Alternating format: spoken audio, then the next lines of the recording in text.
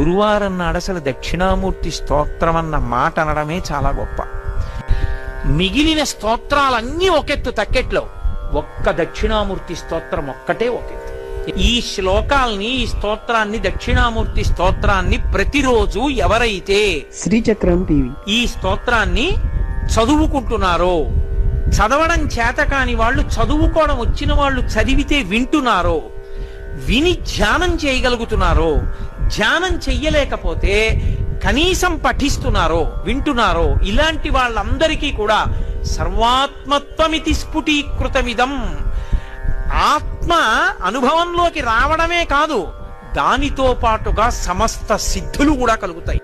అందుకే అవి ధ్యాన మంటపంలో కూర్చుని ఒక్కసారి ఆ స్తోత్రం చదివి వెళ్ళిపోతే చాలు. కొన్ని కోట్ల జన్మలు తపస్సు చేస్తే వచ్చేటటువంటి జ్ఞానం ఆ శ్లోకాలు రోజు చదువుకోవడం వల్ల వస్తుంది. నే చెప్పట్లేదు.